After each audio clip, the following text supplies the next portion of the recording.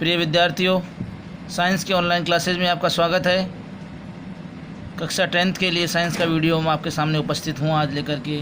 आज हम पढ़ेंगे जेनेटिक्स, आनुवांशिकी। ठीक है, तो स्टार्ट करते हैं हमारा चैप्टर जेनेटिक्स, आनुवांशिकी। तो देखिए, आप बुक में थोड़ा देखिए, अंडरलाइन करवाएंगे हम यहाँ पे इम्पोर्टेंट फैक्ट, और आप इसे देखिए। जीव विज्ञान की वह शाखा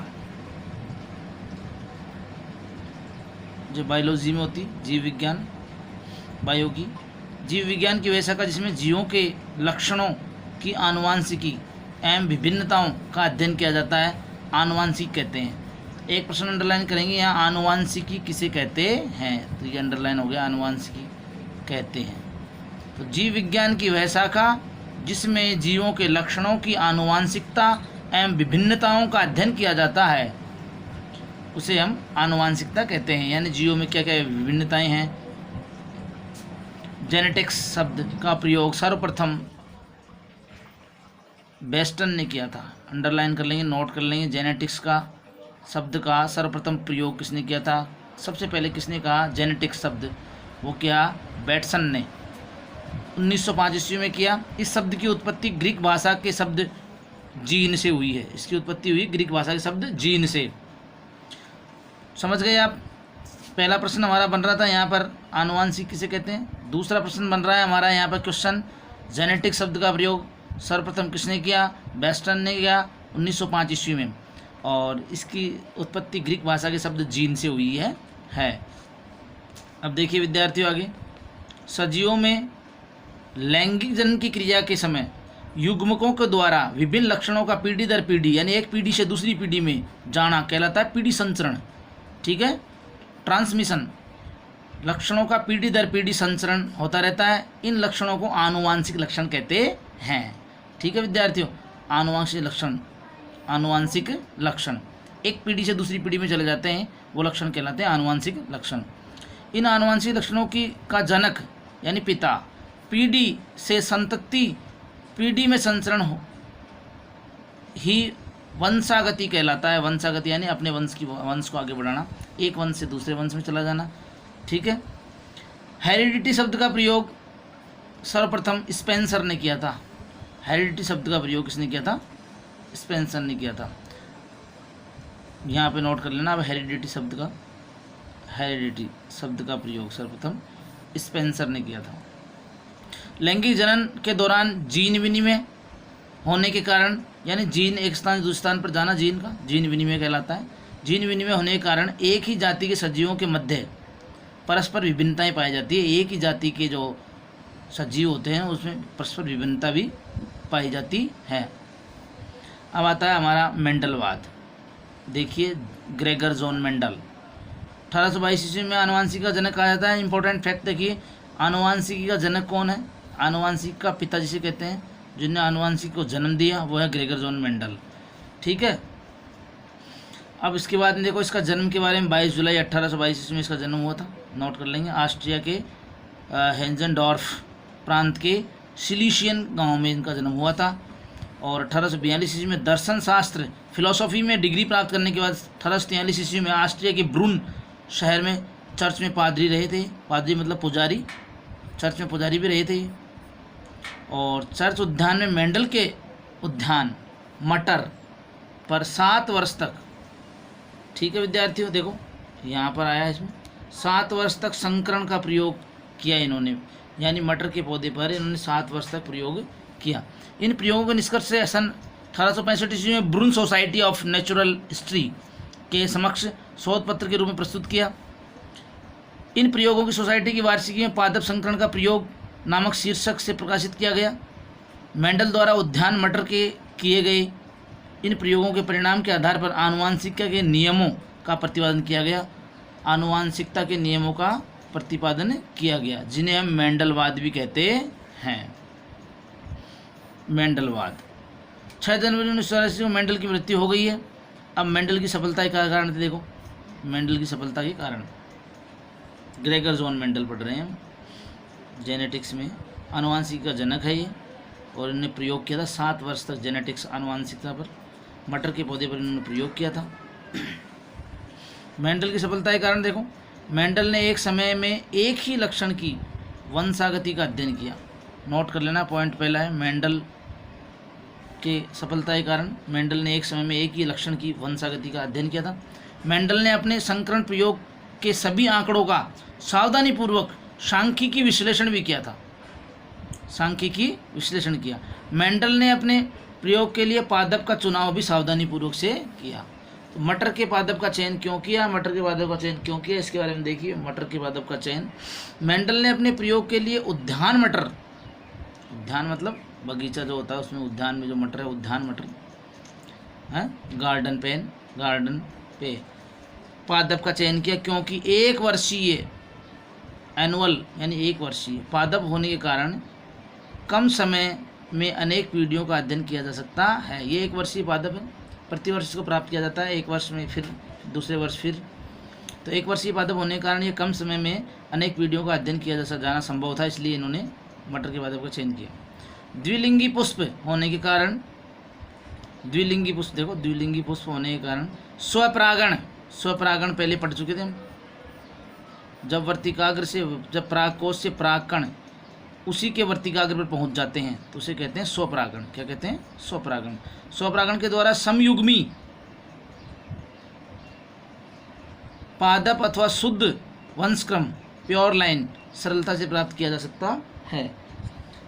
इसके बाद देखो, विपुंसन की विधि द्वारा कृत्रिम, विपुंसन की विधि द्वारा कृत्रिम परागकण आसानी से किया जा सकता है।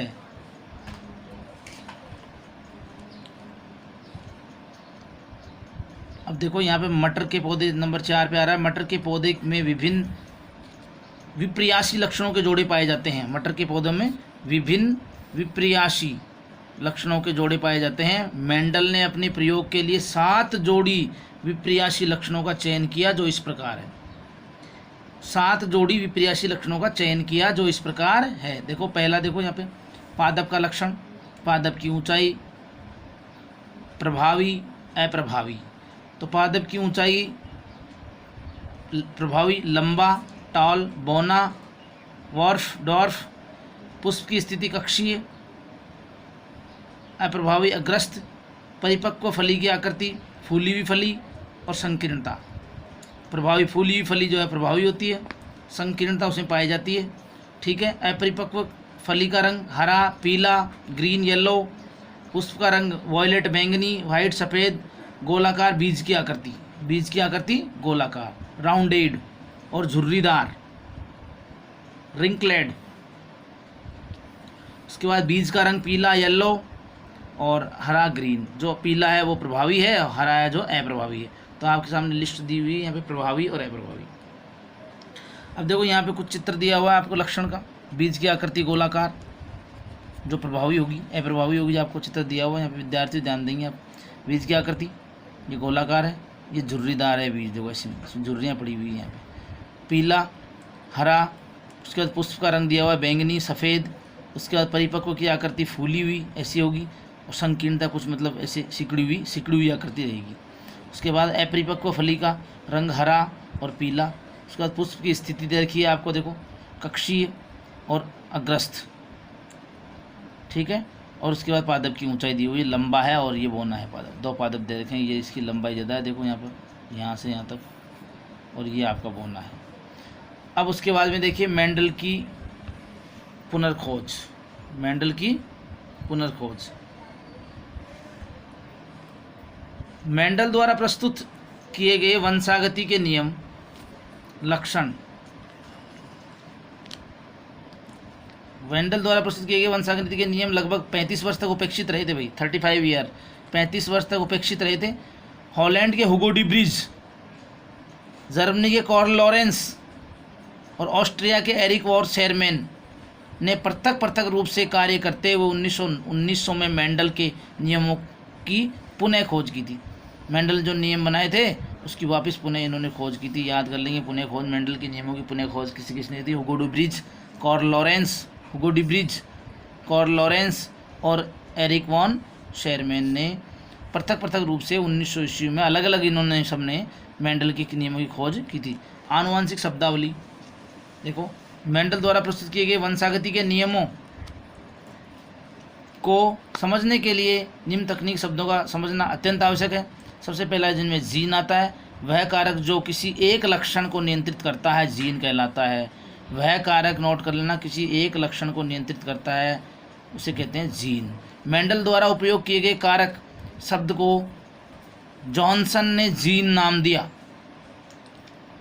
जॉनसन ने जीन नाम दिया, तो ये भी नोट कर लेना आप यहाँ विद्यार्थियों।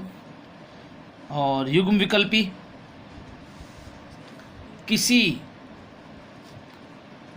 एक लक्षण को नियंत्रित करने वाले जीन को दो विपर्यासी स्वरूपों को युग्म विकल्पी कहते हैं। युग्म यानी दो जोड़ा, दो होना जरूरी है।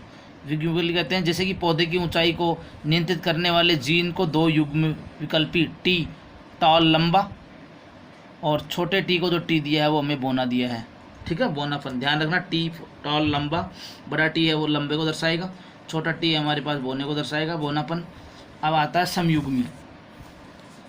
समयुग्मी में देखो विद्यार्थियों, समयुग्मी जब किसी लक्षण को नियंत्रित करने वाले जीनों के दोनों युग्म विकल्पी एक समान हो। सम यानी समान, युग्म यानी युग्म, अर्थात दोनों युग्म समान होने चाहिए, या तो टी या टी। बड़े टी है दोनों समयुग्मी हैं, छोटे टी है ये भी समयुग्मी है। ये लंबे हैं और ये बौने हैं। समयुग्मी लंबे हैं, समयुग्मी बौने।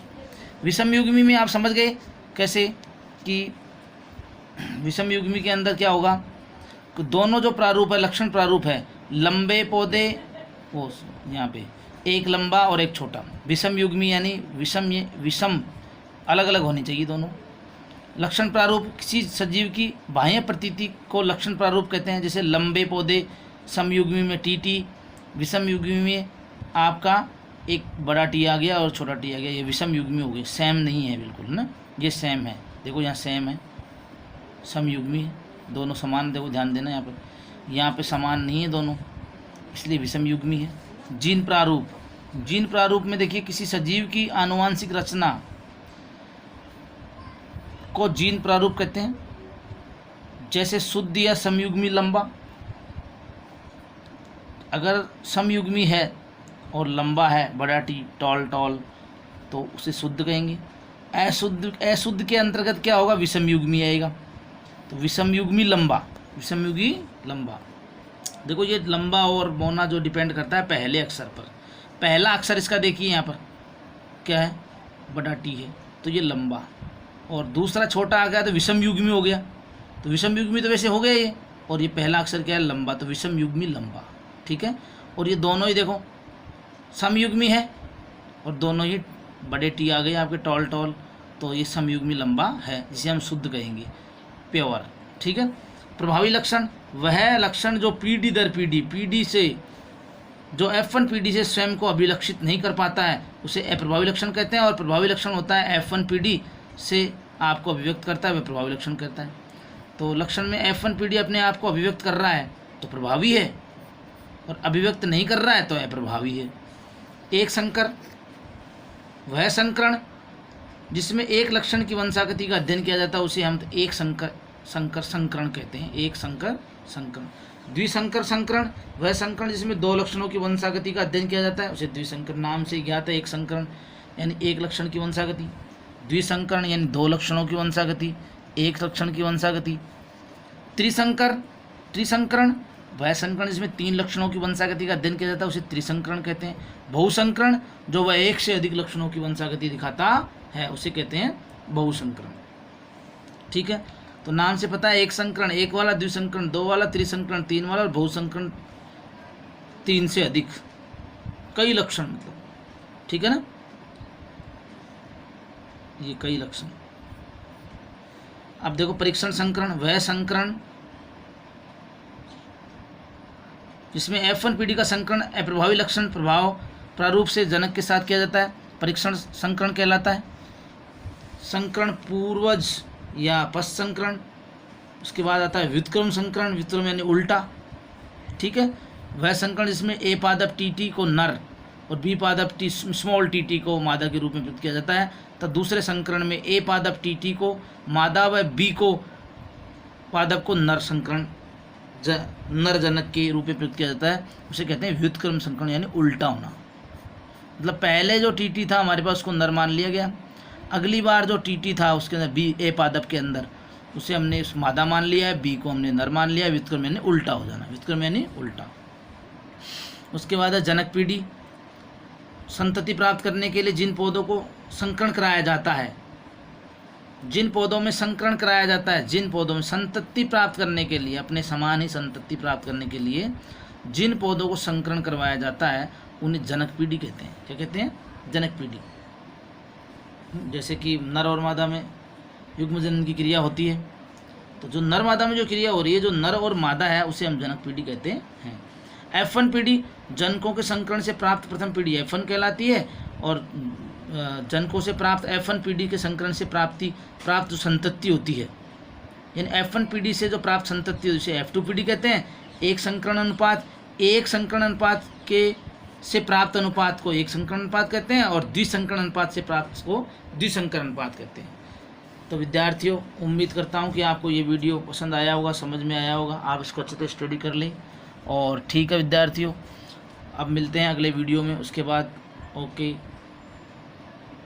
आप लगे रहिए अच्छी तैयारी में, बढ़िया मेहनत कीजिए, अच्छा प्रयास कीजिए आप, और कॉपी को मेंटेन कीजिए, अपना होमवर्क कीजिए, और एक एक के आप नोट्स कंप्लीट कीजिए। ठीक है विद्यार्थियों, मिलते हैं अगले वीडियो में। ओके, बेस्ट ऑफ लक, बहुत बहुत धन्यवाद।